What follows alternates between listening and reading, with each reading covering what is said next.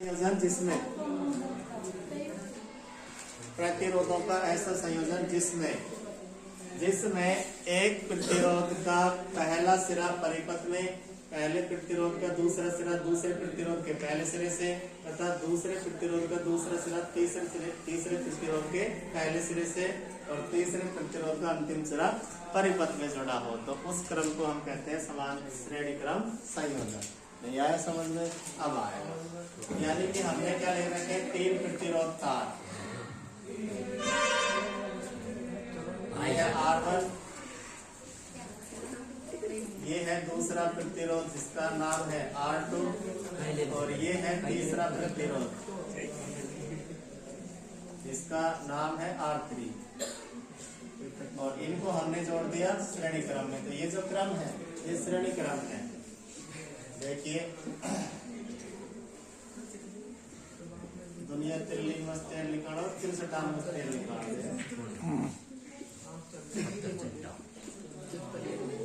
पत्ता चट्टना रहे। यानी कि एक प्रतिरोध है R1, इस प्रतिरोध का पहला सिरा तो जुड़ा है विद्युत परिपथ से, प्रतिरोध एक का दूसरा सिरा दूसरे प्रतिरोध के पहले सिरे से, इसके अलावा दूसरे प्रतिरोध का दूसरा सिरा तीसरे प्रतिरोध के पहले सिरे से तथा तीसरे प्रतिरोध का अंतिम सिरा विद्युत परिपथ से जुड़ा हो। ठीक है, तो इस क्रम को हम क्या कहते हैं, श्रेणी क्रम। श्रेणी क्रम कहते हैं। हम जोड़ देंगे एक बैटरी और ये माइनस और ये प्लस, ये जोड़ दी इसमें कुंजी, एक जोड़ दिया इसमें एमीटर, एक जोड़ दिया एमीटर, तो ये प्लस और ये माइनस। ठीक है, और इनका हमने विभवांतर मापने के लिए हमने वोल्ट मीटर काम में लिया है।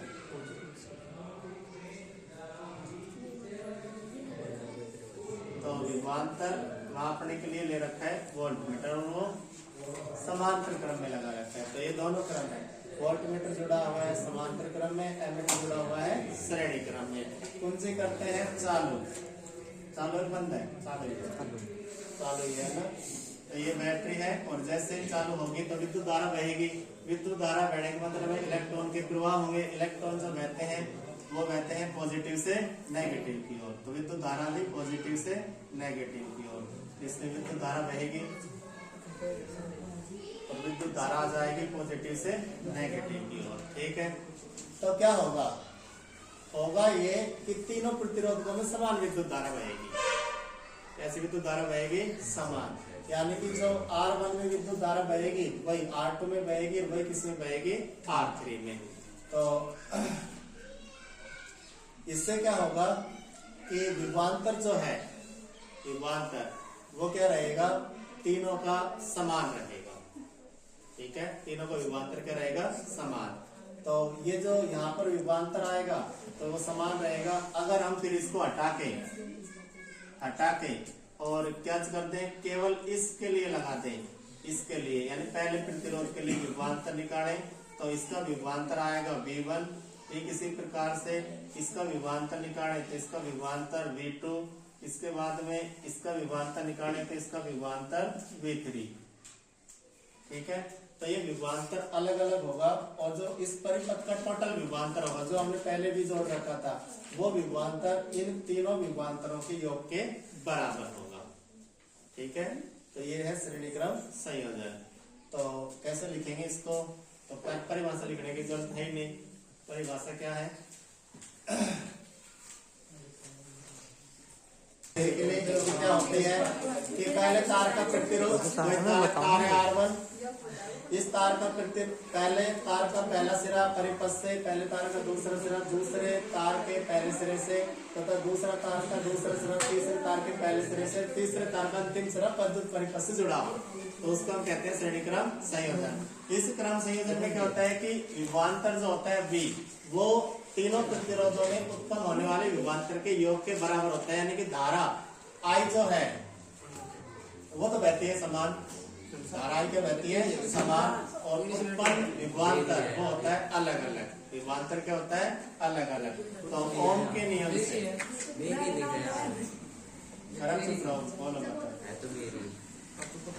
ओम के नियम से V बराबर आर आई, ये हमें पता है, V बराबर आर आई।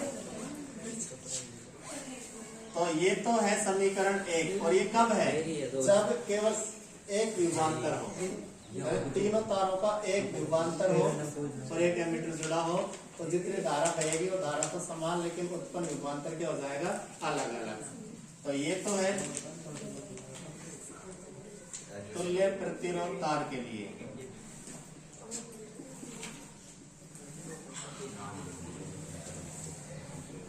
ठीक है, तुल्य प्रतिरोध तार के लिए यहाँ पर एक ही तार जुड़ा होता तो उसका विभवांतर, बैटरी का विभवांतर भी, तार का प्रतिरोध R और उसमें प्रवाहित होने वाली विद्युत धारा I। तब हमने कितने जोड़ दिए हैं यहाँ? 3। तो 3 जब जोड़ दिए हैं तो अलग अलग तार के लिए अब चुप रहो, तुम बोलो, घर चार कर दी डिस्कस। तो धारा I1 वो विभवांतर, इसके सिरों पर उत्पन्न विभवांतर, तो पहले तार के लिए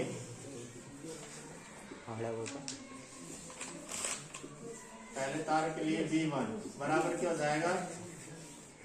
R1 R प्रतिरोध तो सब है, और ये हो जाएगा I1, यानी इसमें प्रवाहित धारा I1। नहीं, धारा तो समान रहेगी ना, R1 I। दूसरे तार के लिए कंफ्यूजन हो जाता है। दूसरे तार के लिए V2 बराबर R2 I, दूसरे प्रतिरोध में यानी वाले, अरे इधर देखो तो हमें दूर तक देखना। तीसरे तार में V3, तो तीसरे तार का विभवांतर हो गया V3I। अब ये आया कहाँ से? सब ओम के नियम से आया है। ठीक है, तो समीकरण 2, समीकरण 3 और समीकरण 4। ठीक है, ओम के नियम से हमें पता है कि अगर यहाँ पर एक प्रतिरोध तार होता और उसका विभवांतर भी होता तो ओम का नियम लगाने पर विभवांतर भी बराबर आर आई होता। लेकिन अलग अलग तार जोड़ रखे हैं, 3 तार, तो पहले तार जिसका प्रतिरोध R1 है के सिरों पर उत्पन्न विभवांतर ओम के नियम से V बराबर आर आई, तो V1 बराबर R1 I। दूसरे तार के लिए V2 बराबर R2 I, तीसरे तार के लिए V3 बराबर R3 I। हम जानते हैं, हालांकि तुम नहीं जानते हो लेकिन लिखना पड़ेगा, हम जानते हैं कि बैटरी के सिरों पर उत्पन्न विभवांतर, बैटरी के सिरों पर उत्पन्न विभवांतर भी अलग अलग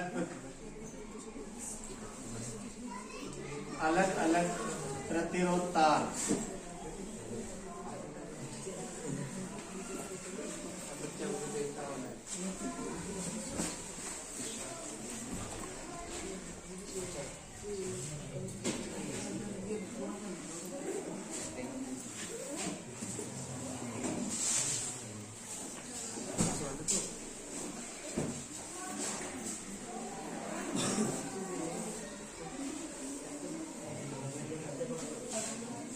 क्या बढ़ता है कि हम जानते हैं कि बैटरी के सिरों पर उत्पन्न विभवांतर, बैटरी का विभवांतर भी है, तो इससे प्रवाहित धारा, तो धारा प्रवाहित होगी, तो इसमें धारा प्रवाहित होगी I। इस I धारा के कारण R1, R2 और R3 पर उत्पन्न विभवांतर V1, V2 और V3 है, तो इनके योग के बराबर होगा, यानी कि V बराबर होगा V1 plus V2 plus V3 के। ठीक है, ये निकल के आ रहा है। तो इसमें V1, V2, V3 और V के मान रखो समीकरण 1, 2, 3, 4 से। तो V का मान तो क्या है? RI बराबर R1I प्लस V2 का मान R2I प्लस V3 का मान R3I। तो अब क्या होगा? दोनों तरफ से I है, तो I कॉमन ले लिया, R1 plus R2 plus R3, तो I से I कट गया और R बराबर क्या आया? R1 plus R2 plus R3, ये आया। तो श्रेणी क्रम संयोजन में, तो श्रेणी क्रम संयोजन में जो तुल्य प्रतिरोध होता है वो अलग अलग प्रतिरोधों के योग के बराबर होता है। ठीक है, तो श्रेणी क्रम संयोजन में जो प्रतिरोध है, परिपथ का तुल्य प्रतिरोध, वो R1, R2 और R3 अलग अलग प्रतिरोधों के योग के बराबर होता है। तो ये है श्रेणी क्रम संयोजन। देखो, अगर निकलवाने के लिए आ गया कि डेरिवेशन करो जब, तो तुम्हें करना पड़ेगा पूरा, नहीं तो अपना इनसे कोई मतलब नहीं है। अपन को केवल ये है कि श्रेणी क्रम में जुड़े हैं तो प्रतिरोध जो होता है R, वो R1, R2, R3, R4 जितने भी जुड़े हैं सबके योग के बराबर होता है। बस इससे अगर पूछ लिया कि श्रेणी क्रम संयोजन में तुल्य प्रतिरोध निकाल के बताओ, तो फिर तुम्हें पूरा ही बनाना पड़ेगा। ये तो नोट्स में करवा रखे हैं ना, वो पूरा ही करना पड़ेगा। हालांकि बहुत कम चांस है कि ऐसा आएगा, आता नहीं है। तो ये है तुम्हारा श्रेणी क्रम संयोजन। अब मुझे यहाँ पे एक बात बताइए, तुल्य प्रतिरोध R जो निकलेगा वो R1 से छोटा होगा, R2 से R3 के बराबर होगा या ज्यादा होगा? यानी R जो है, यानी कि तुल्य प्रतिरोध R वो हमेशा R1 से भी बड़ा होगा, R2 से भी बड़ा होगा और R3 से भी बड़ा होगा, यानी तीनों से बड़ा होगा। बस ये रिजल्ट है, इसका याद रखना है। तो इसमें एक बात याद रखनी है कि उत्पन्न विभवांतर अलग अलग होता है, लेकिन प्रवाहित विद्युत धारा क्या होती है? समान। तो तीनों प्रतिरोधक कारकों में प्रवाहित होने वाली विद्युत धारा समान बनी रहती है। तो ये हो गया तुम्हारा श्रेणी क्रम संयोजन। एक बार दोबारा देख लो ना।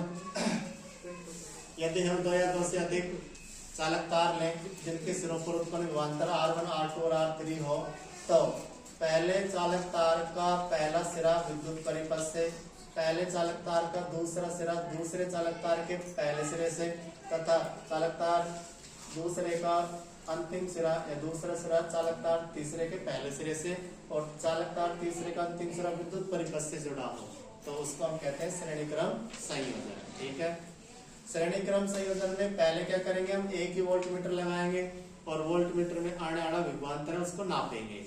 अब नाप लिया, उसके बाद फिर हम लिख देंगे ओम के नियम से कि बैटरी का विभवांतर भी है इस चालक तार, तीनों एक ही होंगे, एक ही तार और उसके विद्युत धारा आई, तो V बराबर R आई। ये तो परिपथ का है जब एक ही प्रतिरोध तार हो और उसमें विभवांतर V हो और प्रतिरोध R हो। लेकिन बाद में क्या किया हमने, तीन तार अलग अलग जोड़ दिए, जोड़ने के बाद में V1, V2, V3 तीनों अलग अलग विभवांतर आएंगे, और जो टोटल विभवांतर आएगा V, वो क्या होगा, इन तीनों विभवांतरों के योग के बराबर होगा। तो V बराबर V1 plus V2 plus V3।